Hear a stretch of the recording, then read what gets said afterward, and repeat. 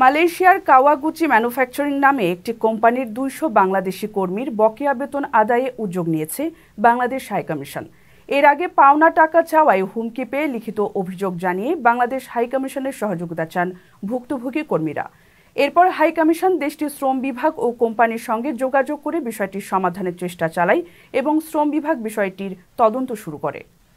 শুক্রবার মালয়েশিয়ায় বাংলাদেশ হাইকমিশন এক বিবৃতিতে জানায়, বকেয়া বেতন আদায়ের লক্ষ্যে কোম্পানির প্রতিনিধি ও বাংলাদেশি কর্মীদের পক্ষ থেকে ৯ জনকে নিয়ে গত ২ সেপ্টেম্বর হাইকমিশনে একটি সভা অনুষ্ঠিত হয়।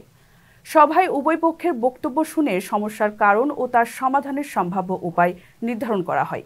এরই ধারাবাহিকতায় হাইকমিশনের প্রতিনিধির উপস্থিতিতে বকেয়া বেতনের আংশিক হিসেবে ৩ লাখ রিঙ্গিত দেয় প্রতিষ্ঠানটি। এই সময় কোম্পানির চেয়ারম্যান সহ বিভিন্ন পর্যায়ের কর্মকর্তারা উপস্থিত ছিলেন। কোম্পানির পক্ষ থেকে অবশিষ্ট বকেয়া বেতন প্রতিশ্রুত সময়ে পরিশোধ করার নিশ্চয়তা দেওয়া হয়। বিবৃতিতে বলা হয়, এই বিষয়ে বাংলাদেশ হাইকমিশন কোম্পানি ও বাংলাদেশি কর্মীদের সঙ্গে পরবর্তীতেও নিবিড় যোগাযোগ রক্ষা করবে। প্রবাসীদের বিনিয়োগের শতভাগ নির্ভরযোগ্য প্রতিষ্ঠান প্রবাসীর সিটি লিমিটেড। এখানে বিনিয়োগ করে হালাল মুনাফা অর্জন করুন।